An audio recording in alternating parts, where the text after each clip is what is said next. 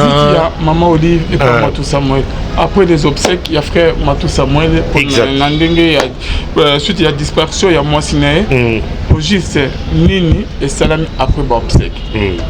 Bon, après l'obsèque, nous avons un autre cas urgent. Le frère Kabati Wanzam, un ancien doyen. Il y a gospel music très malade. Mato ya zako ka subiente kolo bazolo ba sous malamute. Frère Patrice par exemple c'est ayebika wana. Et pourquoi bazolo de la honte? Yango na zako tu nawo. Frère Patrice par exemple c'est ayebika wana. Mais jusqu'à pas pour toi. Réagir te jujika. Yango wana bazo zela kufa. Ngai nazali ko comprendre eloko te. Quel est le problème que Kabati azali peut-être nango na bato na yebite. Mato a fait des problèmes awa makamba moi si de bimisi polémique était. Et bien, si polémique était, mais Maman Olive na motema ne malam a quitté liwa. Nous demandons aussi na Maman Olive na bato bazapembeni na ye de rendre visite na Kabati Wanzam. Na lobaki yango ba soutenir. Ceux ba ko évacuer na Inde, ton Afrique du Sud, ndenge basala ki pona vie de loin qu'on les fasse aussi. Pour Azali quelqu'un qui a marqué musique gospel Nabiso. Il a fait beaucoup à mériter paix, à soutenir dans l'État congolais. Na batu amite mamalamu, aller rendre visite na Kabati Wanzambi, bozwa soin na ye, akufate. Oni Kabati Wanzambe, Kabati Wanzambe aimanze mo calculer des dieux. OK, vas-y. Calculer des dieux. Bon, naza penda chanteur penzate. Bon, naembaki nzembo moko, nzalaki ekomai cantique populaire. Nzambe nangae, Nzambe nanguyae, Nzambe nanga, Kolo Yesu mosi koli nanga. Tumba David aizalaka pe na kati wana ayembaki. Vocal ne moko kute zalaka bien. Na yembeli yo tata na kembo na leli yo papa e Nzambe nanga linango ya yembaki Kabati Wanzam na lipasa ne ba yembaki. Celui qui a joué na Sainte, c'était Pasteur Tumba David. Ezalaki na Bethel. Bongola meso mwene fongola misu omona pe fongola matoi oyoka sango ya mituel misunga oyo eyelibino bakongole nyoso oyo bobelaka bamaladi ya ndenge na ndenge oyo bozali pe na makoki ya kozwa ba soin de santé te ezala awa na mboka na biso to pe na libanda ya mboka na biso. Pona yango esengeli koyeba kaka ke na dollar na yo ya pamba oyo okobanda kofuta chaque fin ya mois okobanda kozwa ba soins de santé awa na mboka na biso même na libanda ya mboka na biso soki maladi na yo esengi bongo pe check up okobanda kozwa yango chaque semaine kaka ndenge yo moko olingi ya kosamba pete mbezali te bino moko botala mama Colette oyo azalaki kobela kasi maladi na ye esengaki ke akende kozwa soins de santé na libanda ya mboka tala ndenge mutuelle misunga ezwake en charge na nyoso ko banda Kinshasa bino moko botala ndenge azali komata pepo awa na aéroport ya Njili destination bondimela ngai Afrique du Sud mboka ya Mandela précisément na Johannesburg wapi tango akitaki logement na ye ya qualité ezalaki na maboko ya mutuelle misunga bino moko botala condition pardon ya kosamba kutu ezate e bongo check up na ye na Afrique du Sud to pe ba examen na ye evalaki kaka na maboko ya mutuelle misunga bino moko botala ndenge babali kosala ye contrôle ya nzoto donc maladi nyonso oyo avalaki kobela ebimaki pe emonanaki misunga asungi mama azongi nzoto kolongono boyoka bino moko ndenge mama alobi bandeko soki botali na ba image elongi ya malade ndenge nazalaki na lelo esengo vraiment nami monaki vraiment ndire naza soki wapi ba séjour na ngai banda na yaki ti lelo vendredi nazoyebisa bino très bien bomoni mwa elongi na bongi muke kutu bato babi par rapport ndenge oyaki na lelo changement pena po l'air wana so botali ba image na ozala kaka na kitambala na mutu moyen kutu vraiment na se maquiller ezate à partir ya lobi na butu ti lelo naza vraiment très bien mutualité misunga mokili mobimba mutualité misunga international kaka ndenge bomoni mama Colette basoin de santé na ye esimbi yo pe ovali kolanda biso soki ovali banda ya mboka soki ndeko na yo abengi na Kinshasa ke azali malade komitungisama na yo te benga kaka mutualité misunga na numero oyo ndeko na yo na Kinshasa atovali na poto ye akozwa basoin de santé à l'aisement calmement sereinement po mutualité misunga ezali wana tala kosamba na yo te kobanga na yo te komitungisa te luka kaka bandeko ya mutuelle misunga ezala maladi nini ovali kobela epa na bango okozwa solution lokola mama Colette azwi solution na ye kaka na $1 ya pamba oyo afuta na misunga ememi eti na Johannesburg na Afrique du Sud na mboka ya Nelson Mandela. Eske na mutuelle misunga tembezali ezate? Shalom, shalom, bien-aimés dans les seigneurs. Et nous vous souhaitons la bienvenue dans ce nouveau numéro de votre émission Rien que la vérité, qui vous est toujours présenté par votre humble serviteur Advin Beyamose Natata. Bonzambe, na bonzambe, Lola, Ezo Futa Simana, Antoyaro Baken Zamba Boye, Tokwaye, Wapi, bien-aimés dans les seigneurs. Rien que la vérité reçoit aujourd'hui Jijika Kabea, Jean-Jacques Kabea, que vous connaissez très bien, qui n'est pas présenté. C'est avec lui que nous allons nous entretenir tout au long de notre émission Rien que la vérité. Frère et papi Kongena depuis Champ des Fonds et maman Nabisope, maman Pati avec son nouvel album Na Makolo ya Yesu, Na Makolo ya Yesu ya mama Pati ezobi makalamite album moko etoni samina kibonzambe na loyembo et na maloba bien aimé. Ceux qui besoin album oyo pour vraiment défiter mama Pati. En tout cas, banze moise belé ya kitoko hein. Je vois na makolo ya Yesu.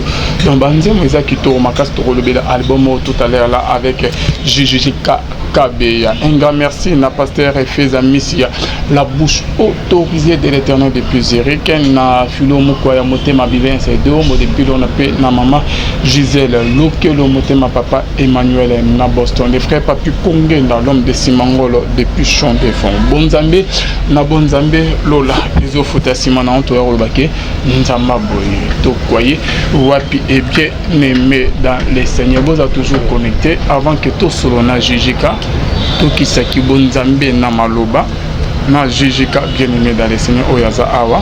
J'aimerais qu'on puisse aller du côté de la régie pour découvrir les savoir-faire de maman Pati. Moi c'est Aki Bonzambe, la servante de l'Éternel. Loye Momoka Yakitoko et on se retrouve tout juste après pour les entretiens avec Jijika. C'est parti. TKG Production invites you to a banquet concert with Mama Pati, Na Makolo ya Yesu.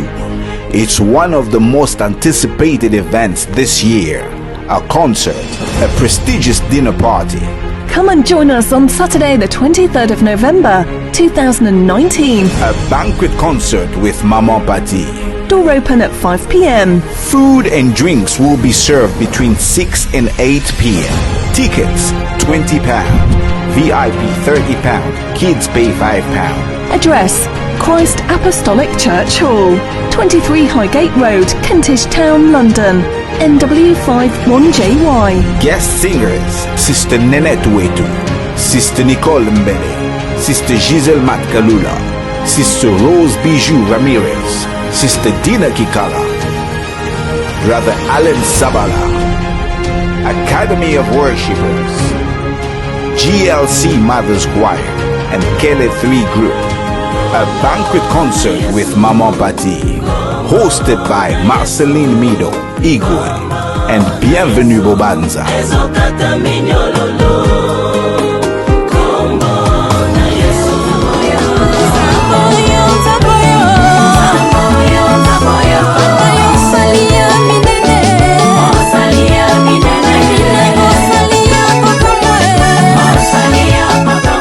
A wonderful time in God's presence. See you there. Voilà, bonzambe na bonzambe Lola Ezo Futa Simana Antoyaro Bake Nzamba Boto Kwaye Wabi. Jijika, ça va? Oui, ça va. Nini ozotala kuna? Non, namoni avion moko Ezo baluka na mwa climat mvula yango na otala dona. OK, dilo bana bande bo basolanda biso. Bon, Nazali en forme. Nazali en forme. Na remercier bande konabiso ebele oyo ba sepeli sus komo nangai na occasion ya lelo nzamba pambola bango ebele na banzi bayebi dernièrement tanto lekaki ezalaki pona kaya mama Kapi mwasi ya Matu Samuel akufaki na zwi bapele ya ndenge na ndenge pe ya ebele ba commentaire ndenge na ndenge pe ya oizalaki divers mutazaki na opinion na ye ba médecin na Paris ba bengi pona ko expliquer kaya frère Matu oyo ye azali ba expliquer ngai nyonso ce qu'il est ba lobby mutapesi ba point de vue na ye bato Chikapa ba bengi bato Katanga ba bengi et partout dans le monde entier pour na koloba liwa ya mama Kapi oyo salaki bango pasi mingi frère Matu Nzamba sungo bisika ozali kaka Nzambe na consoler. Merci en tout cas na bino nyonso et surtout pour nos frères le vinengo ya mingali su tobeta lisolo ya frère Matu Sima to megana obeta lisolo ya mama Patia to moni sport moko okende on a biso John a proposé biso album ezande ni jusqu'à Kabia parce que nazo mon déjà na kata sport c'est bien quoi exact. Réalisant ou bien batu pakito ki bon Nzambe ya maloba en tout cas félicitations à mama Pati mama Pati azali mama moko moyembi ya kalape alingi losambo makasi oui makala menga na ebiete nonga na ebie na Londres azali wana soki otuni papa Didi full business akoyebisa c'est son épouse akoyebisa yo ke abanda mwa kala mosala na ye akoyemba pe ya kosalela Nzambe alingi losambo azana don ya composition pe ya koyemba nde abimisa album oyo na makolo na Yesu oyo lakisi wana album yango ezali na 10 titres otangaki quelques titres awa yango yo ezali awa mama aza na Londres mingi bayebi mama oyo Pasteur Tumba David wetu ayebi mama Pati frère Mpaka Pepe Kibala ayebi mama oyo bazali ebele kuna frère Katalai Vox Day bayebi musala ya mama oyo donc aza mama moko ami pesa na makambo ya Nzambe atindeleki nga support oyo lokola cadeau papa tala cadeau na yo yango oyo yoka banzembo ya louange na adoration na kati lelo gospel music ekoma na mbutu ba producteur ba mona na bango lisusu te pona kobeta concert ka pona lukumu na nkolo frère Alvin ekoma matata mais na Londres ebandi na mama oyo ebandi na mama oyo balobi tina nini ba congolais ba bunda bango na bango ce sont des frères bino nyonso bozabe na Nzambe be moko liloba epeza moko tina nini toswana politique tika na politique oyo ezali makambo na Nzambe tosanga na biso nyonso ndenge Christ alobaki na prière na na Jean 17 lisez prière nkolo oyo abondelaki tata na ye pona ba apotre abi lolenge tozali moko yo Nzambe nanga nalingi pe tozala pe moko yo nanga na bango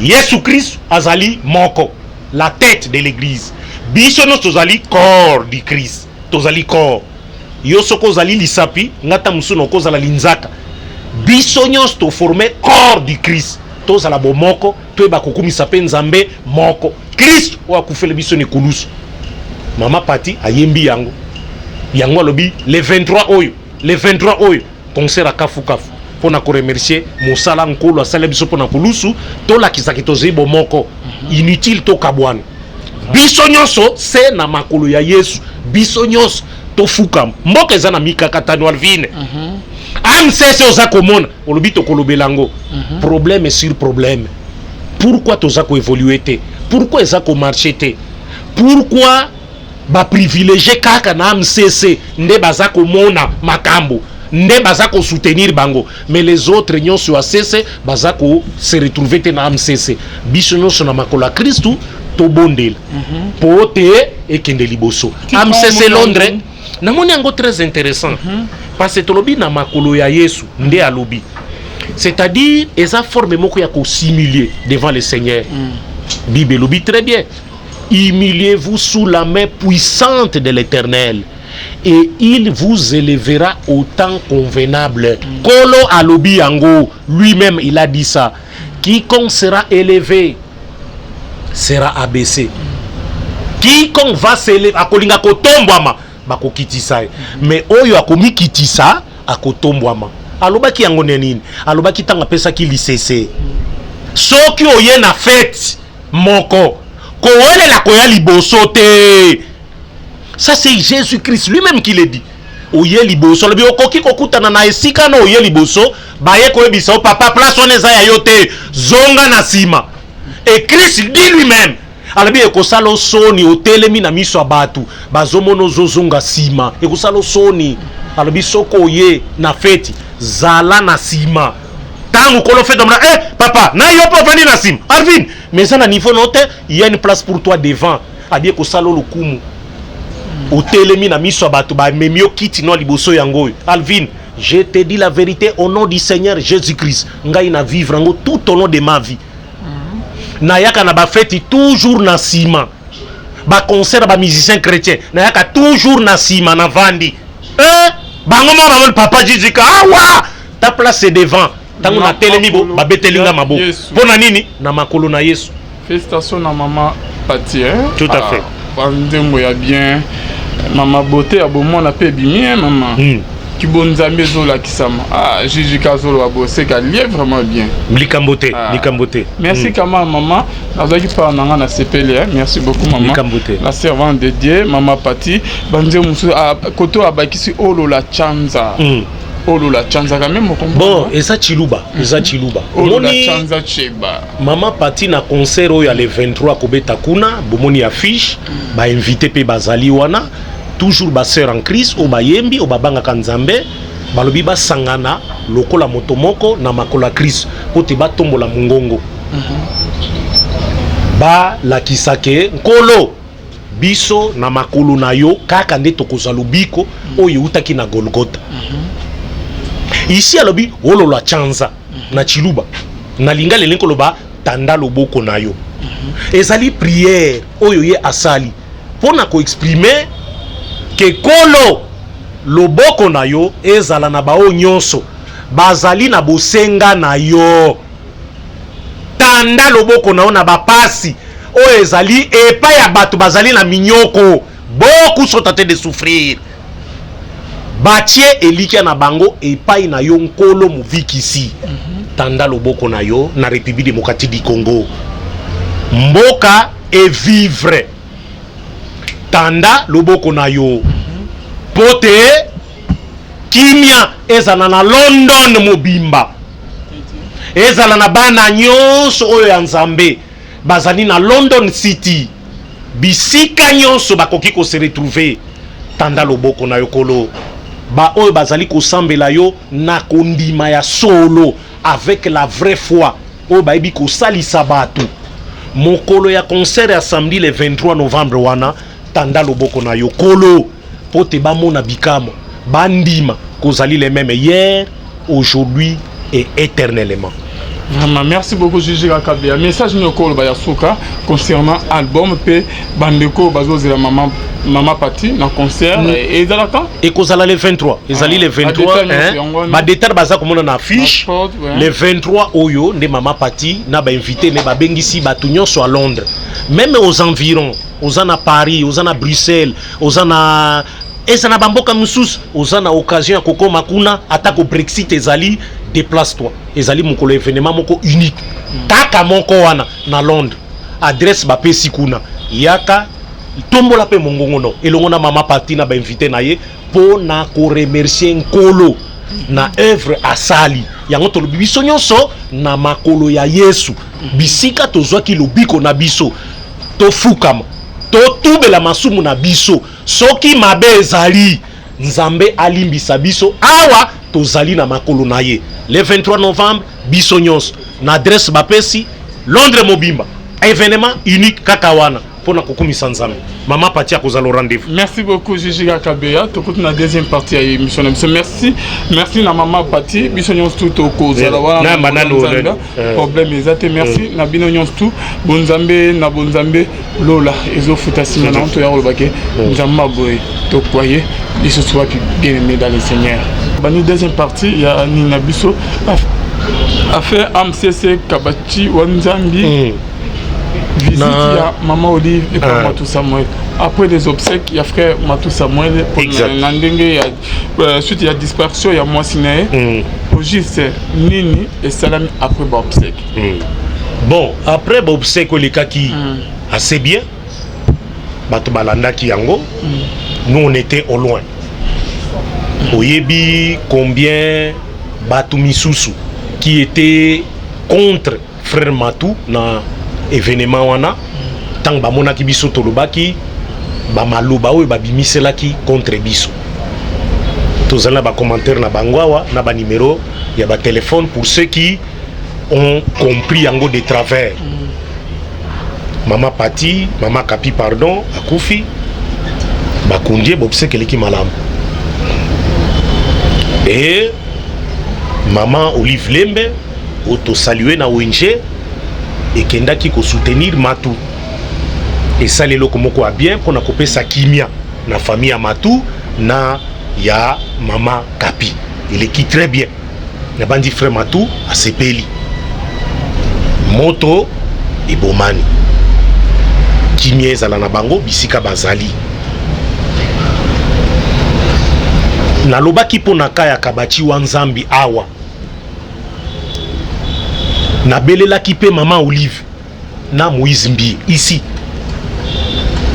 na lobi pasteur Moïse Mbi la réserve de l'Éternel kala peka ya Kabachi Wanzambi oya banda Betel kala ozalaki nano enfant mwana muke abanda kango na apôtre Mbi ya mulaya Kabachi Wanzambi oza komona papa Moïse Mbi la réserve de l'Éternel na sengi pe otala kawana il est encore vivant na belela kipe Maman Olive Lembe lokola za Mama Boboto Mama ya kimia Mama ba Mama ndeto lobaka na ONG na ye esunga pe Kabachi Wanzambi ndenge basala kipo na vie de loin Alvini nous étions nous les premiers à travers magazine abiso Kine l'Artus Boulu que plus ya kolobela ka ya vie de loin azali kobela nazali na reportage yango na téléphone na ngai c'était quand très peu parler na ka ya vie de loin très peu vie de loin ça témoin nous étions les premiers ya koloba yango parce que toyokaki yango na proche ya vie de loin bolobela vie de loin ka soki te batike ba risque kokufa bazalo ba makambo poison o makambo nini na katia magazine abiso d'information à Lingala Kine l'Artus Boulu que plus j'ai écrit ngamoko na sali commentaire sur vidéo là na téléphone et on me lit déjà on a vu après ça ko kene pas Maman Olive Lembe ko présenter kaya vidéo ba meme na Afrique ici lelo azongi azali bien important et lelo tomoni Maman Olive a quitté Matou Samuel musicien chrétien yango na mitonaki ba responsable ya AMCC ba yebisa ki pete Maman Olive que nous avons un autre cas urgent loko la frère Kabachi Wanzambi un ancien doyen ya gospel music très malade mato ya zako ka subiente kolo bazolo ba lisusu malamu te frère Patrice président AMCC ayebika wana et pourquoi bazolo belangote yango naza ko tuna frère Patrice président AMCC ayebika wana est-ce que ba soumeta ki pe ka wana soutien et bima kipe dans ce monde question nanga yango wana donc pour le AMCC zo ça non le moté papa donc ezo zaliwa Kabachi Wanzambi akufa pona ke basala quelque chose ou comment na yebité statut AMCC et loba nin moi je connais AMCC na époque ya Charles Mombaya c'est lui qui m'a parlé personnellement de l'AMCC il y a des témoins bayebisa Maman Lina Ngoya soki bazalaki komona nga te auprès ya Mumbai chaque fois pona kotuna makambo ya AMCC. Mama Lina aloba sere ya Sainte azalaki vi na direction na secrétariat ya Charles Mumbai. Pardon, tikana loba maleme parce que bande muso bazola na biso on dirait bazoba kabati wa nzambe bien te. Est-ce que ça la moi vocal moka kapela omoni kabati nzambe manze mo calculer de Dieu. OK, vas-y. Calculer de Dieu. Bon, naza penda chanteur penda te. Papa soye magi jijika. Bon, naembaki nzembo moko nzalaki ekomai cantique populaire.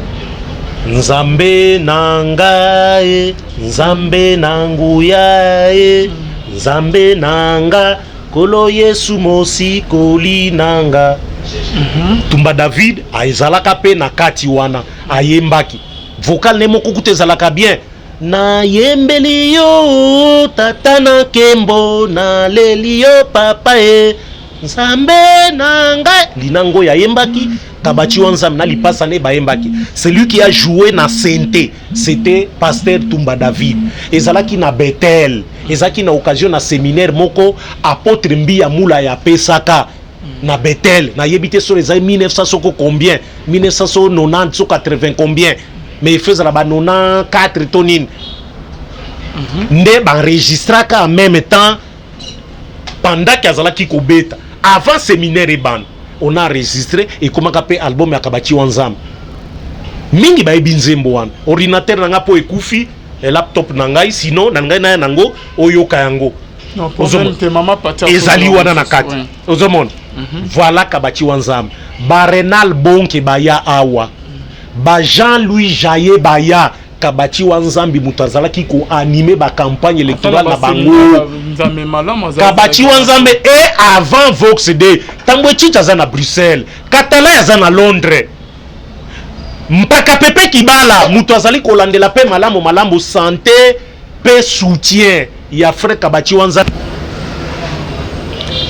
Alors na mituni il y a un cas, il y a quelqu'un qui est vivant, mais très malade. Oyo batuna tangi bakombo bayebi. Kabati wanzambi, calcule de Dieu, nanzembo na utaki koyembao. C'est lui qui avait chanté na Tumba David na Bethel. Yango moni na lobaki, pasteur Moïse Mbie, la réserve de l'Éternel.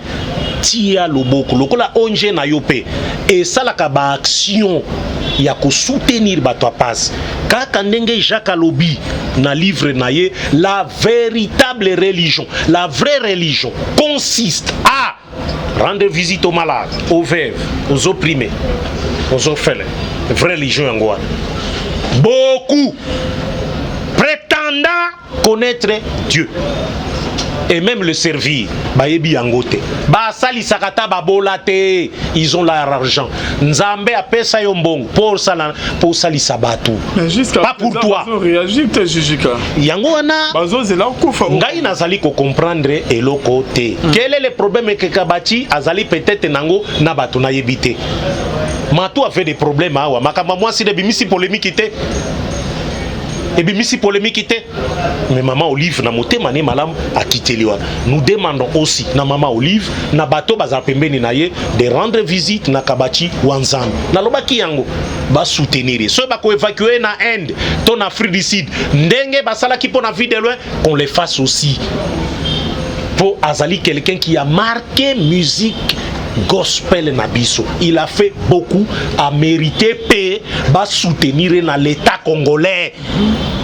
Na batu ya mitema malamu aller rendre visite na kabati wanzambi bozwa soin na ye akufate abika. Pourquoi na mboka na biso ka kokufa kaka limite ya âge ya kovivre mutu 60 ans. Na circulé ba matange belé awa. Les gens meurent à 35 ans, 40 ans. Espérance de vie na RDC 50 ans. Au kokisi 50 ans kebo kokufa. Pourquoi? Mais na poto 80 ans. 90 ans. Pourquoi pas na biso kaka? On meurt trop tôt. Tolingi kabati wanzambe akufa nanote. Qu'il reste encore en vie. Na ba difficulté azanango que Dieu aide tout touche les cœurs batu bazali na mitema ya batu ba soutenir ye. Mama Olive nayebi ekokomela yo na ndenge oyoka pone biki ozali une femme moko ya motema munene. Mama Boboto, mama malamu ndenge osalaki na vue de loin, ndenge osali na frère Matou Samuel, mama Olive Lembe ex première dame Nzamba Sungayo na oza kosala David frère Kabachi Wanzam azali na ba difficulté sunga payer et que ça l'appelle le kumu et pas yankolo pour boy ezali malamote. Pourquoi les musiciens chrétiens naza kolobana AMCC, j'ai pas l'AMCC. Vas-y. Na yebite soki fonctionnement ya AMCC ndenge ezali kosala eza kosalema malamu na yebite. Aujourd'hui on s'équipe quand na ba bibembe. Moi ça musicien à Koufi, tel musicien à Koufi, c'est tout. Musique chrétienne par terre. On ne fait rien. Et je dis bien rien. Et je pèse bien mes mots. Rien pour relever musique chrétienne au Isaliwan. On ne fait rien. Les lois AMCS, on a comme l'impression que ce sont les privilégiés mon koboui. Nde bazako bénéficier na ba droit, na ba bienfait. Les autres non sont complètement délaissés. C'est ça AMCC. Ça n'évolue pas. Et là qu'on a dans un AMCC oui. Devant Dieu et devant les hommes, ba responsable nyonso ya AMCC ba nasuka mvula ndenge za kokende ba sa l'évaluation. MCC zali ko marché mabe, tout le monde le sait, tout le monde le dit. Même si bazali ko lubango tout ôté na zui o nyonso bango balobak, je le dis en l'air non, ba musicien chrétien et ça ko marché mabe, tout le monde bo vendre. Total, qu'est-ce qui ne va pas? Auto sali alignes. Qu'est-ce que nous devons faire pour cette fois-ci et mata? Bisognos, comme na époque à Ninive, to vendre, to lo bakolo, to tambousi musala malamote, yo zala guide na biso, to sengi bolimbis, na nyonso to sali amabe. Cette fois-ci, to sangana, tous les musiciens chrétiens oyo azali na RDC, bo kutani, bo sangani, bo mettre makamuna bino nyonso ensemble. Wapi ya mabe, wapi ya malamu. To longoli ba divergence, to tie bo moko. To bondeli biso nyonso, to gêner, kolo asal. Soki esalemite, AMCC ekotika la kaka ndenge ezali wana, jusqu'à ce que kokoya libela AMCC wana nazolo et kokoya libela parce que matongi ezali trop na kati AMCC. On ne fait que se critiquer, pas de jeûne, pas de prière, pas d'exhortation, rien. Alors qu'AMCC, il fallait ba exhortation et ça les bacs. Vous vous retrouvez un ou deux ndenge Christ alobi se réunis à mon nom, je suis au milieu d'eux. Et ça les manengwan. Ce qui m'a ko marché tout ça le dans Ninive. Il faut que des conférences et ça les makanam cessé. Il faut que des colloques et ça les makanam cessé. Ba conclave, beaucoup tani binonyons, bo discuter sur ce qui marche et sur ce qui ne marche pas. Bo bondelin zambin. Kolo, pesa biso sagesse na intelligence. Pote association na biso oyo. Et comme ka kokunda ba musicien, na kokunda basi na bango elongwa. Ba objectif na biso ezalaki pote to tombola mongongo na biso pote to loueyo. Ndenge Colossiens elobi. Exhortez-vous. Binonyos na ba cantique, na ba hymne, na ba chanson. C'est ça objectif ya AMCC. C'est ça objectif ya chanteur chrétien. C'est ça objectif ya un vrai chrétien. Beaucoup tani ensemble, bo s'exhorter na ba cantique. Bo s'exhorter na ba hymne, na parole du Seigneur. Bo tali ni neza ko kende liboso, ni ne okende liboso te. AMCC depuis e bandi. Tilelo difficulté na difficulté. Nyonso oyo ezalaki lokola ba objectif à atteindre mon côté salemi, mon côté. Problème sur problème. Koufa na AMCC. C'est le moment où il faut réfléchir avant fin de l'année. Ba colloque, ba séminaire, ba conférence où tous les musiciens chrétiens sont invités ya ko participer pour na ko discuter autour ya makambo o ezali ko noyer AMCC. Sans yango devant Dieu et devant les hommes na lobi yango. AMCC ko bunga libela un jour ba ko lobela ngo lisuste. Que cela soit écrit. et accompli. Message nino ko yebsina ba musicien chrétien nyonso bazola mbisi eza ya awa eza ba o bana na poto pona ke kabati wanzami na kosenga bango bomoko même pona likambo ya mama pa kapi ya frère Matou. Qui sont ces artistes qui ont été là? Yako Konte na Misapi. Na vous savez qu'il y a Matou, hein? Matou Samuel. Parmi les pionniers, il y a gospel music. Combien se sont-ils présentés? Na vous savez qu'il y a Mama Kapi. Ba été ponani. Koloba loba na sima batu. C'est ça, ba musicien chrétien. Il parle toujours derrière les dos des gens. L'obélé en face, toujours derrière les dos des gens. Eh, Matou, troisième mois, c'est à Koufi. Yango Ezaninio. Toujours. C'est ça, musicien chrétien congolais. Pla, tuba. Nenge lutumba, yemba. Na évangéliste Carlinto. Ayebi yango le comme évangéliste. Mais qui se rappelle? Nzembo baimba na Pepe Kale. Composition à Lutumba, Tuba, Yangonde Zanaba, musicien chrétien. Il parle toujours en mal des autres et jamais du bien. Toujours en mal des autres. Baïbi ko compatir te na malheur mutu. C'est ça, musicien chrétien. Basali sanakate. Kaka ce qui occasion en bongo, ils viennent là pour l'argent. Mais Dieu connaît vos cœurs. Dieu connaît nos cœurs. Il voit. Si notre conscience nous condamne, Dieu est plus grand que notre conscience. Dieu est plus grand que notre conscience. Il voit que notre conscience nous condamne. Pour la musique chrétienne, parce que tolinganité, tolingi pour na frère kabati wanzam. Bomoko ezala. Soyez compatissants. Un vrai enfant de Dieu. Azali lokola un bon samaritain. Christ appelle ça qu'il s'est sewana. Batounie. Qui est mon frère? Appelle ça qu'il s'est ça les bons samaritains. Et Christ est en alobi yango alobi batounie alobi atuni bango alobi nani parmi ba misatu wana balakisi ke oana zali prochain aye. Faites de même les bons samaritains. Les vites à l'écart pemben. Les vites à ebili lobanzama à l'écart pemben. Sacrificateur coutu grave. Talandenge Christ a humilié bango. Bato ba ebili lobanzambe. Basali sanakate. Bazakutu banguna. Alors que Christ a lobi aimez vos ennemis.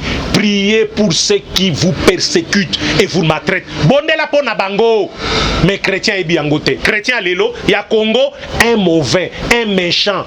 Un adepte de Satan, ne chrétien alelo, asali sakamuninga na été. Au contraire, alubakande mabe na ye. Mais Christ alobi yango, soyez des bons samaritains. Ton prochain, c'est celui oyo okeneko salisa. Ba amsese mobimba. Tous les musiciens chrétiens, n'oubliez pas, Christ a dit. Premier commandement, tu aimeras Dieu de tout ton cœur, de toute ton âme, de toutes tes pensées. Yaliboso. La loi et les prophètes et soutenir yango. Yami balalobi, tu aimeras ton prochain comme toi-même. Alvin Abeli, ngana zui quelque chose. Balobi, pesa Alvin. Yaye na kozango na pesi. Tel que ça a été dit. Pourquoi? Parce que j'aime Alvin comme j'aime moi-même. Mais la musique chrétienne, babi chanteur chrétien, jamais. Frère Kabati est mourant. Boko Kasango qui a koufi. Assistez-les. Frère Pepe Kibala, merci. Na Ozakosal. Pasteur Tumba David, merci. Et tous les autres. Vous soutenir Tolingite Akoufa. Et bon boye belé na matanga alors que vous l'avez pas soutenu. Non, c'est le moment. Ah on a qui n'a abandonné. Abandonné. Merci beaucoup. Je suis en contact avec sa fille. Yango na beleli. Yango na beleli ka batumi balé. Papa. Frère Mato ke otala frère kabati onzam. Na tuna frère Mato. OK otala frère kabati onzam. Ah papa. Nani Yusuf. Nani Yusuf. Des mauvais, ba mise chrétien des mauvais. Ma kotanga ba komo na bango te, j'en ai pas besoin. Kotko sa matu na makamote ya da na matanga. Ngana tuni kaka frère Matu. Awa mama Olivier ko tala ye. OK. Azai na matanga. Na sengi bolimi frère Matu na retirer maloba wana. Loko la frère Alvin alobi yo zaki na matanga. Siko matanga Cécile. Okosokipe na frère Kabati Nzambi. Frère Matou, message pour Nayo, Nzamba Zalanayo. Donc, ba musicien chrétien, Bokipe, Nenoué. Frère Denis Ngonde, Mpaka Denis, na pession mbote. Na mona kozo soutenir de Komatu. Mais Kobo Sanape, Mpaka Mususu, Kabati Nzambi, Bota la Pekanai. Frère Denis Ngonde.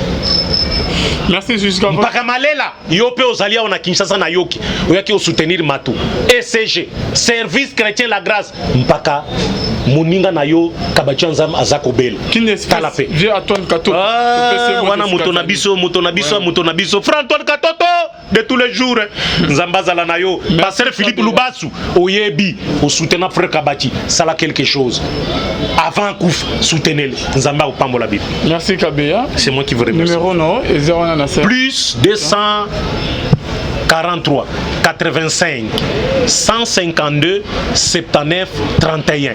Tokutani bisonyo sur le 23 novembre oyo na Londres j'y serai. Bozoka moi na kozalawana. Bola nanga kuna na concert Mama Pati Wetu. Je serai là si Dieu le veut. Mais na bandi déjà ba démarche na kozala pour soutenir Mama Pati. Comme ça kuna tokutan. Bo poser ba question sur bolingi. Merci Kabeya. Bonzambe na bonzambe Lola ezofuta. Simana onto ya bakenzama boy. Bye.